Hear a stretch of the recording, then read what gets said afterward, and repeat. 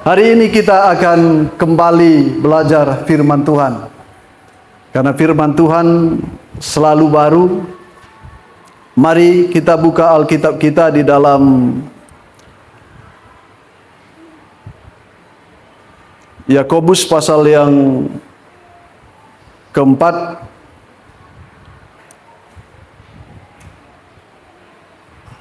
Kita akan baca ayat yang ke-14.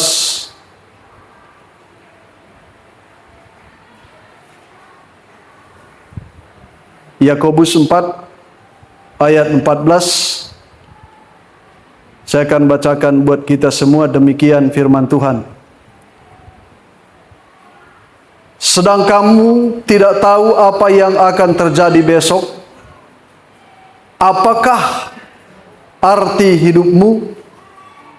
Hidupmu itu sama seperti uap yang sebentar saja kelihatan lalu lenyap. Puji Tuhan.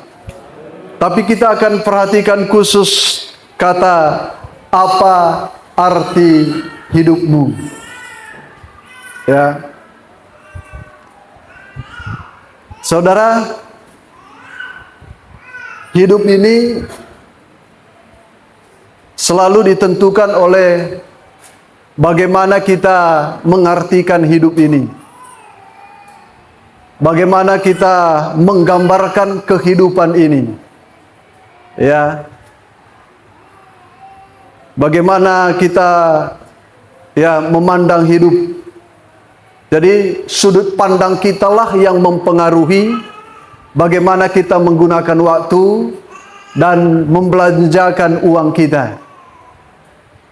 Ketika sudut pandang kita benar, maka itu akan mempengaruhi bagaimana kita menggunakan waktu kita sehari-hari dan mengatur keuangan kita. Itu sebabnya sebagai umat Tuhan, kita harus tahu bagaimana caranya kita memandang hidup. Ya, karena melalui sudut pandang kita itu yang akan menentukan arah hidup kita. Kalau kita tanya banyak orang, menurut kamu bagaimana sudut pandang kamu tentang hidup? Maka kita akan temukan banyak pendapat-pendapat yang berbeda-beda. Dan itulah yang kita lihat di sekitar kita. Bagaimana kehidupan masyarakat sehari-hari berbeda-beda. Karena sudut pandangnya berbeda-beda. Ada seorang jemaat yang kami layani. Dia seorang karyawan. Lalu suatu saat kami tanya kepadanya, "Pak, kenapa tidak datang? Sudah lama tidak datang beribadah." Dia katakan, "Sibuk om, sibuk tante. Sebenarnya bukan nggak bisa datang beribadah. Tetapi kalau datang beribadah, maka semua akan terkendala." Mendengar perkataan ini sebagai hamba Tuhan, kami sedih. Tapi saya menyadari, kenapa dia memperkatakan itu? Karena itulah tentang sudut pandangnya. Mungkin karena dalam perumahan ada persaingan-persaingan. Maka rasa gengsi yang menjadi masalah dalam hidupnya. Sehingga melalui persaingan itu dia membeli mobil. Dia beli mobil, kalau dengan gajinya dia bayar uang kredit mobilnya, dia hampir-hampir tidak makan, gitu. Tapi dia beli mobil karena dia gengsi, kok tetanggaku bisa beli, aku tidak. Akhirnya apa yang dia buat? Setiap kali pulang kerja, dia narik Pantasan dia tidak ada lagi waktu. Kenapa dia bilang kalau ibadah semua terkendala? Mungkin dalam pikirannya kalau aku ibadah tidak ada pemasukan, maka mobil bisa ditarik karena tidak bisa dibayar kreditnya. Ya. Ini rupanya. Jadi itu yang mempengaruhi hidupnya. Ya. Akhirnya waktunya dia berikan ke situ, uangnya dia berikan ke situ, dan dia tidak pernah terfikir bahwa sebenarnya hidup ini karena anugerah. Lalu 2 minggu kemudian saya berangkat ke Medan, tiba-tiba masuk ke WA grup GPD El Sadai kilometer 11. Bapak Ibu tolong doakan saya sedang ada di rumah sakit Evarina, menunggu pemasangan pen di tangan saya. Saya tidak tahu kenapa harus dipasang pen di tangannya, apakah karena kecelakaan kerja atau karena kecelakaan menarik tadi. Tapi inilah kehidupan. Ketika kita punya sudut pandang yang keliru, maka kita bisa meninggalkan sumber hidup yang sesungguhnya. Ya, dia tidak sadari bahwa bersama dengan Tuhan bisa melakukan lebih daripada apa yang kita pikirkan. Ya. Tetapi itulah karena berdasarkan sudut pandang tadi. Ya, dia memandang kehidupan itu, katakanlah uang adalah segalanya. Ya. Dan itulah keadaan di tengah-tengah kehidupan manusia hari-hari ini. Ada yang menggambarkan kehidupan ini seperti pesta, Maka kalau gambaran kehidupan kita adalah sebuah pesta, maka kita akan berusaha bersenang-senang. Ya, makanya ada orang hidupnya selalu bersenang-senang karena dia gambarkan kehidupan itu adalah sebuah pesta. Kalau tidak ada bersenang-senang, maka itu bukan pesta namanya. Ada juga menggambarkan hidup seperti perang gitu. Berarti kalau hidup ini seperti peperangan, maka dalam benak kita yang mempengaruhi hidup kita, bagaimana caranya supaya kita menang. Ya, itu yang akan mempengaruhi gambaran yang kita gambarkan tentang hidup. Ya. Jadi itu sebabnya hari ini kita akan belajar memandang kehidupan dengan cara pandangnya Tuhan. Itu yang benar, saudara. Walaupun istilah-istilah yang kita buat menggambarkan tentang hidup mungkin masuk akal. Ada orang berkata, hidup ini seperti rodanya Om, katanya. Ya. Hari ini di bawah, terkadang di atas. Ya. Artinya tidak terduga-duga. Tapi sebenarnya hidup seperti roda itu tidak enak. Ya, berputar-putar terus pening. Ya. Tetapi itulah orang menggambarkannya, untuk memberikan kekuatan kepada dirinya sendiri, supaya dia bersemangat. Ada waktunya, kelak dia akan berhasil. Itu nggak salah. Ya, tetapi ingat, Bapak Ibu yang dikasihi oleh Tuhan, cara pandang kita, terkadang ada benarnya, tetapi ada juga salahnya. Ya, hanya cara pandang Allah lah yang benar tentang hidup kita. Itu sebabnya ketika kita memandang hidup ini, mari kita belajar, lihatlah apa kata Tuhan tentang hidup, tentang hidupku. Ya, supaya kita jangan kecewa, saudara. Karena ketika kita mengikuti cara pandang kita, banyak sekali kita mengalami kekecewaan, ada ya keputusasaan. Terkadang kita menyalahkan Tuhan dalam hidup kita karena cara pandang yang keliru tadi. Ya, tapi ketika kita memandang ya hidup dengan cara pandangnya Tuhan, ya, maka apapun yang terjadi, kita bisa selalu katakan, aku percaya. Ya, Tuhan masih bisa melakukan mujizat. Amin. Ya, karena kita percaya bahwa cara pandang kata Tuhan tentang hiduplah, itulah kehidupan yang sesungguhnya. Nah, hari ini kita akan melihat ya ada dua hal yang kita akan perhatikan tentang cara pandang hidup kita yang dinyatakan oleh firman Tuhan. Ya, tapi dari sudut pandang firman Tuhan, apakah arti hidup? Yang pertama kita akan belajar, mari kita buka Alkitab kita dalam Roma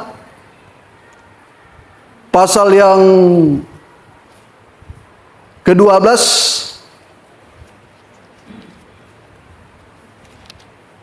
Roma pasal 12. Kita akan perhatikan ayat yang kedua. Saya akan bacakan buat kita Roma 12 ayat yang kedua. Dikatakan demikian firman Tuhan. Janganlah kamu menjadi serupa dengan dunia ini, tetapi berubahlah oleh pembaharuan budimu, sehingga kamu dapat membedakan manakah kehendak Allah, apa yang baik, yang berkenan kepada Allah, dan yang sempurna. Ya, kita perhatikan pembacaan kita ini, bagaimana ya cara pandang Allah tentang kehidupan. Ya, dan saya akan buat sebuah ya arti dalam pembacaan kita ini bahwa hidup adalah sebuah ujian. Ya, kenapa hidup adalah sebuah ujian? Karena firman Tuhan katakan, jangan kamu serupa dengan dunia. Sedangkan kita ada di tengah-tengah dunia. Ya, ini bukan ya gampang ya. Kita ada di tengah-tengah ya dunia, tapi kita harus beda dengan dunia. Dan untuk ya membuktikan kita sudah beda dengan dunia, itu membutuhkan pengujian. Jadi ingat Bapak Ibu Saudara yang dikasihi Tuhan, ya, ketika datang ujian, kita harus ya tahu bahwa Allah sedang memperhatikan kita. Amin. Jadi sebaliknya, kalau tidak pernah mengalami ujian, berarti Allah tidak pernah memperhatikan kita. Allah sudah bosan dengan kita. Allah sudah membiarkan kita dengan ulah tindakan kita. Jadi makanya orang yang percaya kepada Yesus, orang yang mengikut Tuhan dengan setia, ya, bukan hidup ya senang-senang, bukan hidupnya mulus, tidak. Harus ada ujian. Kalau kita melihat contoh-contoh dalam Alkitab, ya, mereka-mereka yang sebenarnya seharusnya sudah tenang hidupnya karena kesetiaan mereka, tapi justru mereka banyak mengalami tantangan, rintangan dalam hidupnya, sebuah proses untuk mencapai apa yang dijanjikan Tuhan kepada mereka. Contohnya Yusuf.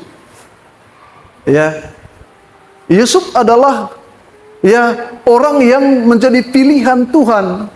Ya, karena Yusuf adalah orang yang didapati oleh Allah begitu setia. Tapi kita melihat kehidupannya, ya, sebelum dia berhasil menjadi pemimpin di Mesir, Perdana Menteri, ya, apa yang dia alami? Dia sudah setia. Ya, pertama-tama, ya, kita bisa melihat dia seringkali disindir oleh kakak-kakaknya, bahkan ya dia dimasukkan ke sumur yang kering lalu dijual. Itu adalah sebuah penderitaan yang tentu ya cukup berat sebagai ya manusia, karena dia dijual oleh saudara-saudaranya. Setelah dijual, ya dia menjadi hamba ya di Mesir, lalu dia difitnah, lalu dia dilemparkan ke dalam penjara. Ya, tapi dia adalah orang yang setia. Kenapa harus mengalami ya ujian itu? Ya, Tuhan ingin ya melihat bukan hanya dengan kata-kata kita, tapi Tuhan ingin membuktikan supaya dunia tahu bahwa orang yang percaya kepada Yesus, dia mampu berbeda dengan dunia. Jadi kita tidak akan bisa berbeda dengan dunia kalau tidak ada proses. Ya, sampul bisa beda. Ya. Makanya kan banyak manusia-manusia munafik, ya, sampulnya berbeda, tapi sebenarnya isinya sama. Ya, makanya untuk membuktikan bahwa itu beda, itu harus ada ujiannya.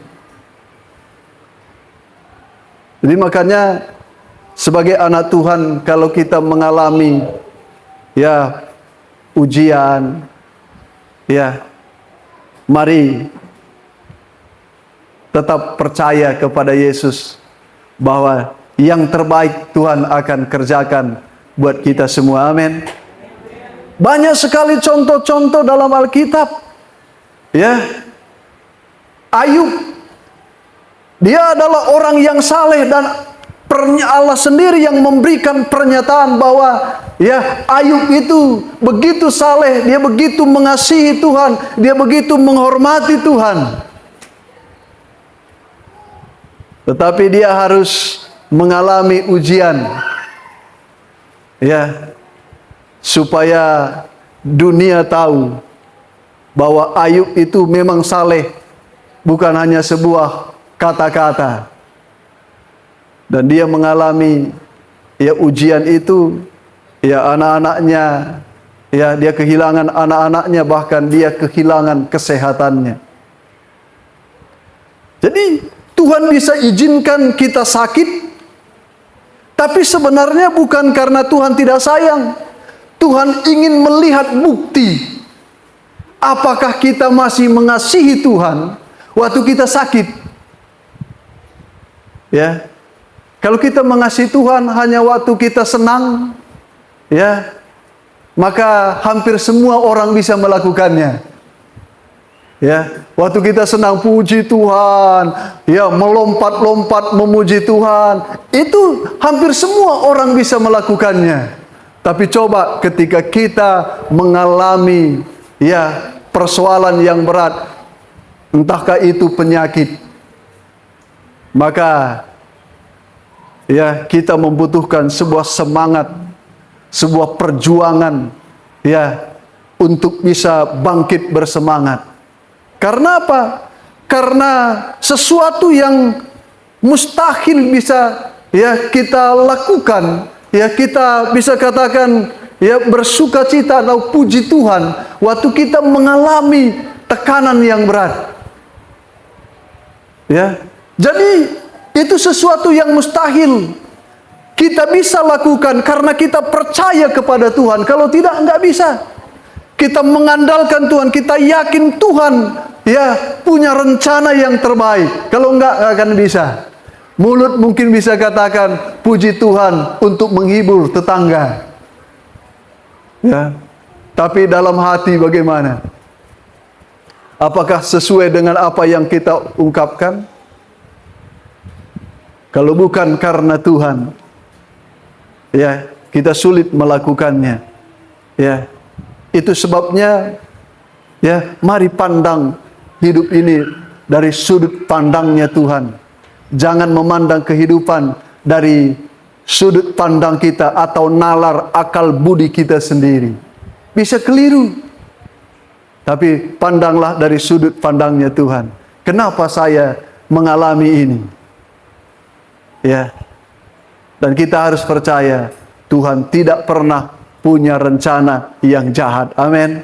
Dia selalu mempunyai rancangan hari depan yang cemerlang. Itu makanya ketika kita mengalami problema, tantangan, rintangan, ujian, Allah sedang memberi perhatian khusus buat saya dan saudara. Jadi Allah dekat, Allah peduli. Dan seringkali karena kita memandang kepada persoalan itu, kita tidak menyadari bahwa Allah ada bersama dengan kita. Sehingga kita seringkali kecewa dengan Tuhan, menyalahkan Tuhan. Akhirnya kita mengambil keputusan, kalau begininya ngapain setia ke gereja. Apalagi kita melihat ke samping, orang sana nggak ke gereja pun nampaknya hidupnya mujur. Akhirnya kita gagal dalam ujian itu sendiri. Jadi saudaraku yang dikasihi oleh Tuhan, dari sudut pandangnya Alkitab bahwa hidup ini adalah sebuah ujian. Tanpa ujian kita tidak akan bisa naik kelas. Tanpa ujian kita tidak akan bisa beda dengan dunia ini. Melalui ujian-ujian inilah kita menyadari Tuhan itu luar biasa, Tuhan itu ajaib, sehingga hidup kita bisa berubah, mulai berbeda dengan dunia. Karena kita memang harus jangan serupa dengan dunia.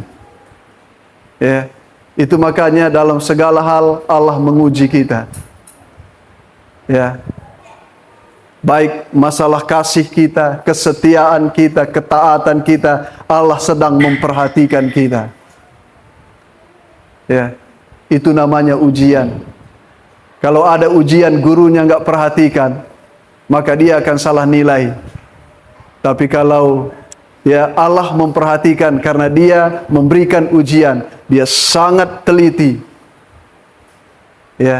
Maka ketika kita mengalami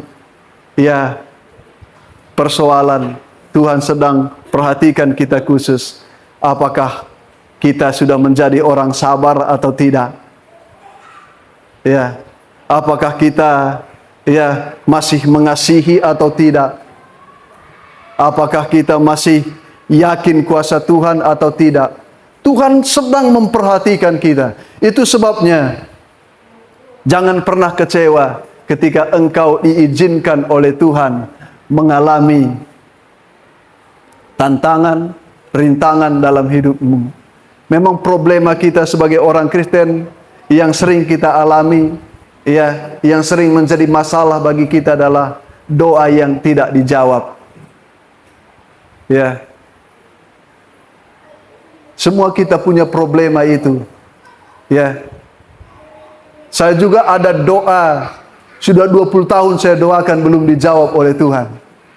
Tapi saya tidak pernah kecewa dengan Tuhan. Karena saya tahu, Tuhan tahu yang terbaik untukku. Amin. Dan itu memang menjadi problem untuk membuat kita yakin Tuhan akan menjawab doa. Itu membutuhkan tantangan. Karena problema semua kita adalah tidak semua doa kita dijawab oleh Tuhan.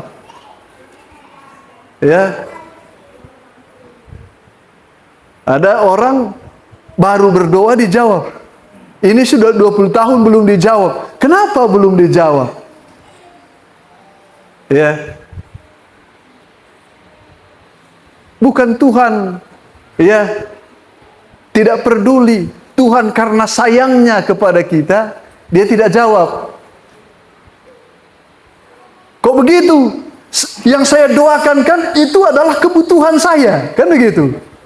Saya sangat perlu itu. Tapi kenapa Tuhan gak jawab sebagai bukti kasih sayangnya? Ya, kita yang sering tidak mengerti, ya, karena yang kita minta seringkali ya sesuatu untuk kesenangan diri kita sendiri, maka akan mendatangkan kesombongan, membuat kita lupa dengan Tuhan. Jadi mari belajar ya percaya kepada Yesus walaupun kita menghadapi ujian dalam kehidupan, karena Tuhan sedang memperhatikan. Yang kedua, ya, dari memandang kehidupan dari sudut pandangnya Allah. Alkitab katakan hidup ini adalah sebuah kepercayaan. Ya. Jadi kita harus tahu itu, saudara. Hidup ini adalah sebuah kepercayaan. Ya, mari kita lihat firman Tuhan. Mazmur.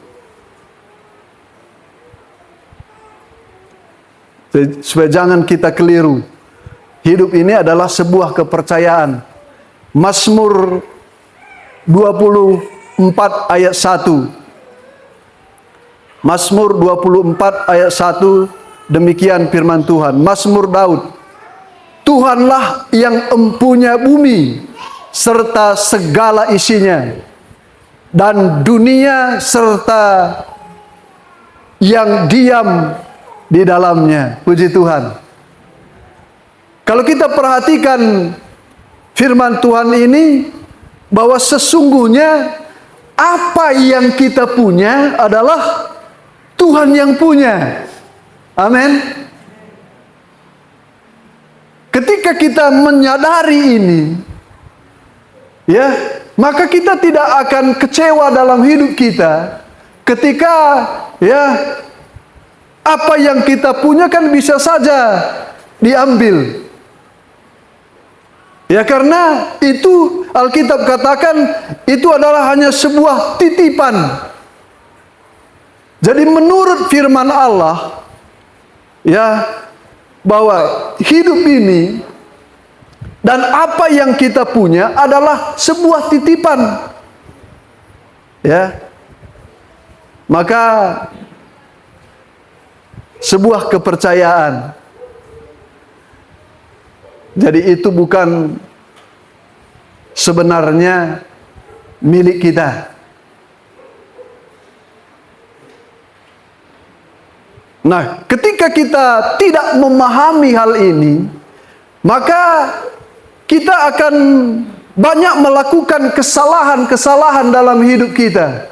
Karena Tuhan sudah berikan banyak hal, percayakannya kepada kita. Entahkah itu talenta, ya, talenta bisa talenta bernyanyi, bisa talenta bermain musik, ya. Dan itu sebenarnya adalah sebuah titipan, dipercayakannya kepada saya dan saudara, supaya kita benar-benar menjaga dan menggunakannya dengan baik. Tapi terkadang kita berpikir ini semua karena aku. Memang kita punya alasan. Saya bisa bermain musik karena saya belajar, kan begitu? Ya, nggak ada orang yang bisa bermain musik karena kalau tidak belajar. Makanya banyak orang berpikir itu, ya, dia bisa bermain musik itu karena dia. Makanya dia membanggakan diri. Ya, ketika gereja membutuhkannya, dia seringkali berlambat-lambat. Ya, harus dibujuk-bujuk.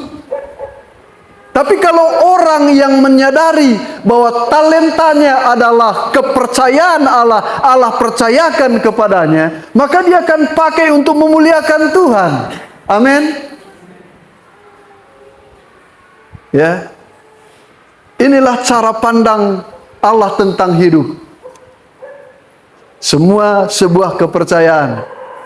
Semua seisi dunia ini adalah miliknya Tuhan. Ya, berarti kita saja miliknya, apalagi uang kita. Kita saja miliknya. Ya. Jadi Tuhanlah yang empunya bumi serta segala isinya. Ya. Dalam Kejadian 1 ayat 28, demikian firman Tuhan, Allah memberkati mereka, lalu Allah berfirman kepada mereka, beranak cuculah dan bertambah banyak, penuhilah bumi dan taklukkanlah itu, berkuasalah atas ikan-ikan di laut dan burung-burung di udara dan atas segala binatang yang merayap di bumi. Ya. Jadi Tuhan mempercayakannya kepada Adam dan Hawa. Bukan itu adalah miliknya. Milik Adam dan Hawa. Tuhan mempercayakan. Ya. Maka anak-anak kita juga adalah titipan Tuhan. Kekuatan, kuasa, kemampuan, kepintaran kita juga adalah titipan Tuhan. Ya, berkuasalah, Tuhan berikan kuasa. Ya. Jadi sebenarnya ketika kita menyadari hidup kita adalah ya sebuah kepercayaan, ya, maka yang harus kita buat adalah bagaimana caranya supaya kita tetap dapat dipercaya oleh Tuhan. Karena ada waktunya. Ya. Karena Tuhan itu adil, saudara. Walaupun dia sudah percayakan sesuatu kepada kita, kalau kita tidak bertanggung jawab, dia akan ambil. Ya. Jadi semua adalah titipan Tuhan. Kepintaran, hikmat yang kita miliki. Mungkin kita berpikir, ya saya pintar kan karena saya sekolah. Ya.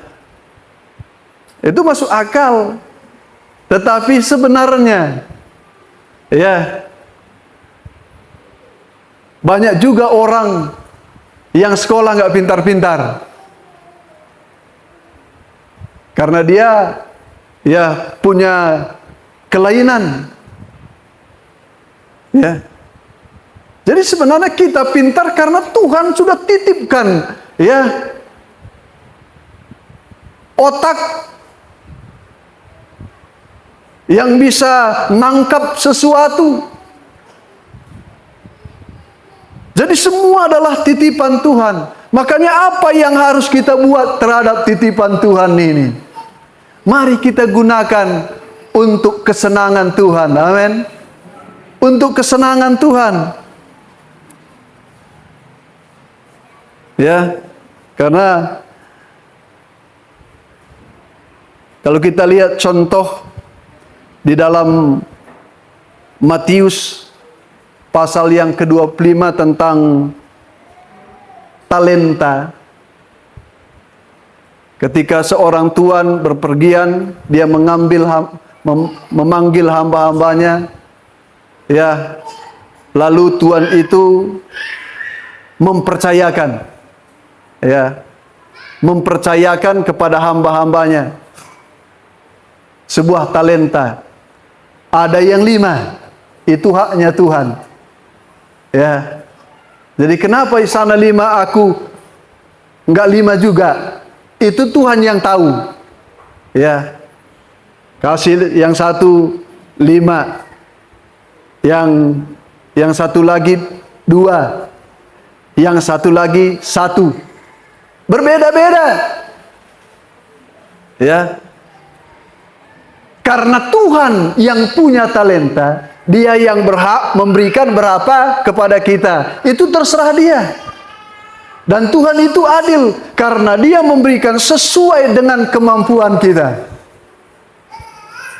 Lalu Dia perintahkan, kembangkan itu.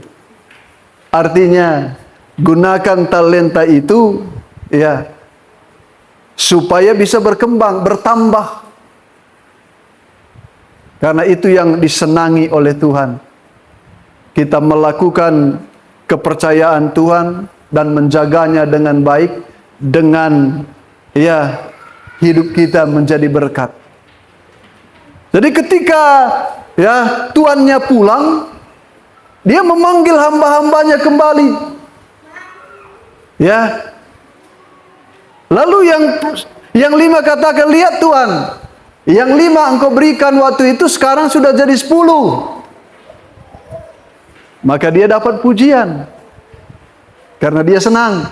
Yang 2 juga lihat Tuhan, yang 2 jadi 4 ini. Dia juga senang. Dia tidak bilang, kenapa tidak jadi 10? Enggak. Ya. Lalu dia yang 1 datang, Tuhan, aku tahu engkau kejam, banyak ceritanya. Memang orang-orang yang ya tidak suka bekerja memang banyak cerita. Ya, cerita yang menutupi segalanya. Gitu. Cerita banyak. Makanya aku simpan ini talenta yang engkau berikan dalam tanah. Aku takut nanti ya engkau datang ya. Karena aku ya tahu engkau adalah Tuhan yang kejam. Ya. Yang menuai apa yang tidak pernah engkau tanam. Dia banyak cerita. Inilah talenta yang Tuhan beri. Apa yang dikatakan oleh tuannya? Hei engkau hamba yang jahat. Jadi seseorang yang tidak ya menghargai kepercayaan Tuhan dianggap jahat. Ya. Walaupun kita merasa seringkali itu hakku. Ya. Itu hakku. Itu terserah aku. Ya. Tetapi orang yang tidak menghargai ya kepercayaan Tuhan dianggap jahat. Itu sebabnya saudaraku yang dikasihi oleh Tuhan, ya, Tuhan panggil kita menjadi miliknya. Itu adalah sebuah kepercayaan. Dia mempercayakan kita sesuatu, ya, supaya apa yang ada dalam hidup kita, apa yang Dia titipkan kepada kita, mari kita pakai untuk memuliakan Tuhan. Ya, mari kita pakai untuk memuliakan Tuhan. Jangan pernah berpikir seperti jemaat kami, ya, yang tadi. Dia merasa, ya, kalau datang memuliakan Tuhan, hidupnya akan semakin susah. Ya, sama dengan hamba yang diberikan talenta 1. Ya. Dia merasa tidak senang. Dia merasa tidak penting. Dia merasa dirugikan kalau dia melayani. Ya, makanya dia simpan saja supaya pikirnya supaya tidak ada untung, tidak ada yang rugi. Kasih 1, balikkan 1. Ya. Tapi rupanya yang tidak ya menggunakan kepercayaan Tuhanlah yang rugi. Tuhan tidak pernah rugi. Ya. Apapun yang kita buat dalam hidup kita, Tuhan tidak pernah rugi.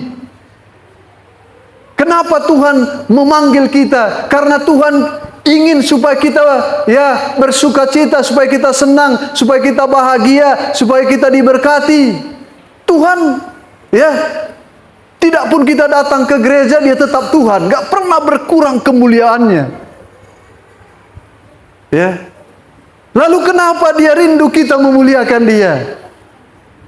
Supaya kita diberkatinya, bukan keuntungan Tuhan.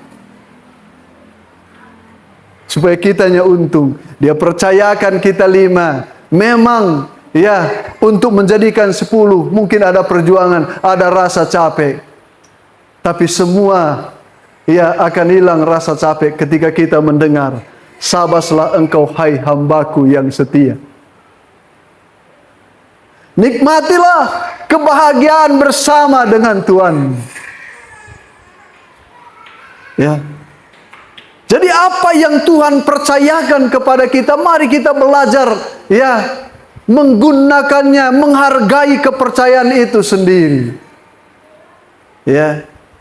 Makanya Alkitab katakan, yang banyak dipercayakan, tanggung jawabnya semakin banyak.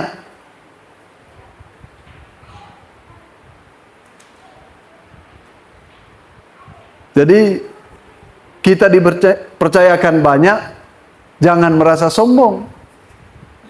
Karena kita punya tanggung jawab lebih besar.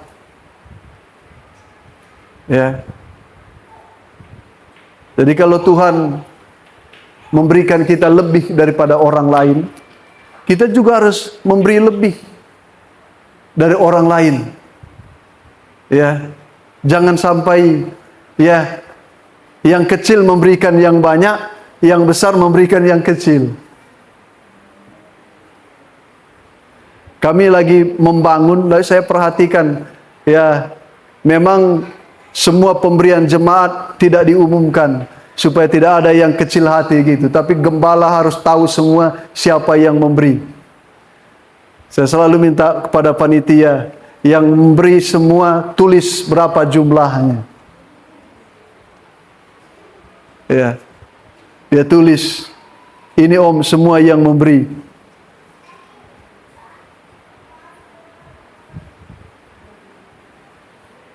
Rupanya tidak selalu orang yang nampaknya kita pikir dia diberkati, dia lebih besar pemberiannya.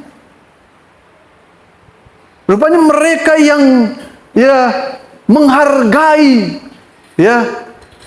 kepercayaan Tuhan, mereka yang lebih besar.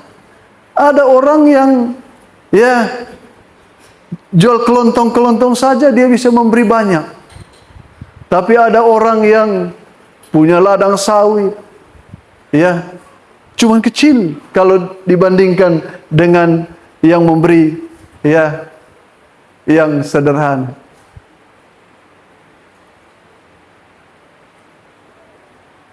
Itu sebabnya kita iring Tuhan, mari kita pahami bahwa hidup ini adalah sebuah kepercayaan. Kita dipanggil karena Tuhan sedang mempercayakan kita sesuatu untuk kita boleh pakai untuk kemuliaan bagi nama Tuhan. Jadi jangan batasi hidupmu karena talenta yang Tuhan berikan kecil mungkin. Jangan batasi hidupmu karena berkat Tuhanmu yang Tuhan berikan kepadamu lebih kecil dari orang lain mungkin. Buatlah Tuhan lebih mempercayai engkau. Maka Alkitab katakan orang yang setia dalam perkara-perkara yang kecil, maka dia akan dipercayakan perkara yang besar.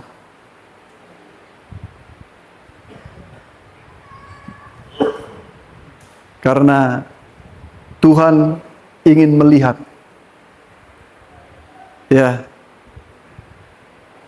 dan Tuhan ingin tahu bagaimana sikap kita dalam menggambarkan kehidupan ini.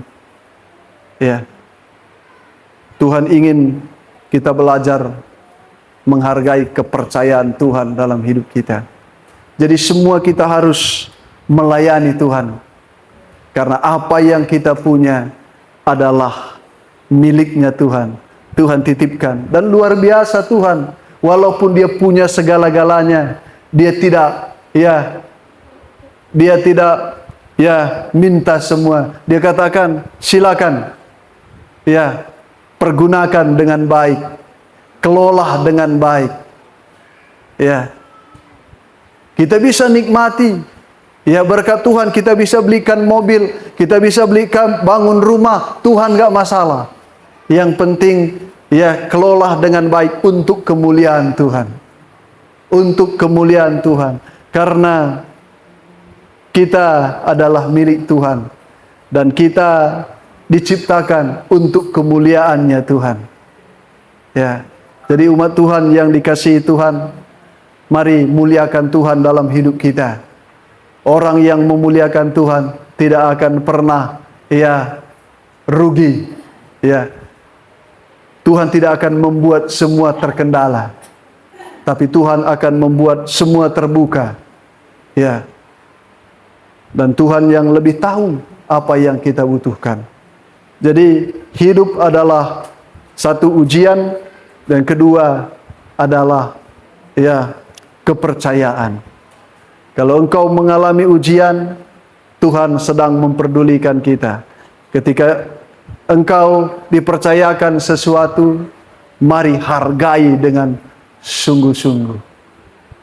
Hargai pelayanan yang Tuhan berikan. Mungkin yang menyuruh kita melayani di sini adalah gembala. Tetapi hargai itu, karena itu adalah pekerjaan Tuhan. Bermain musik adalah pekerjaan Tuhan. Walaupun mungkin tidak dapat apa-apa secara jasmani di situ. Tetapi ingat janji Tuhan, iya dan amin. Siapa yang dapat dipercaya, maka Tuhan akan mempercayakan lebih besar lagi. Alkitab katakan, kalau harta orang lain saja engkau tidak dapat dipercaya, bagaimana engkau akan dipercayakan hartamu sendiri? Tuhan akan menolong kita semua. Kiranya pada siang ini melalui firman Allah yang kita dengar, mari kita mulai belajar, memperhatikan, menggambarkan kehidupan ini sesuai dengan sudut pandangnya firman Allah. Jangan gambarkan kehidupanmu dengan nalarmu sendiri. Jangan berpikir, kalau aku rajin, aku pasti akan kaya. Kalau aku terus bekerja, aku pasti akan banyak menyimpan pundi-pundi. Tuhan katakan, kalau kita tidak menghargai kepercayaan Tuhan, maka Tuhan bisa mengizinkan belalang pelahap, banyak hasil tapi tidak bisa dinikmati karena ada belalang-belalang pelahap yang menikmatinya sendiri. Itu sebabnya ketika kita bersama dengan Tuhan, menghargai kepercayaan Tuhan, Tuhan sendiri yang akan menjaga, memberikan jalan keluar dalam setiap pergumulan hidup kita. Layani Tuhan dengan sungguh-sungguh.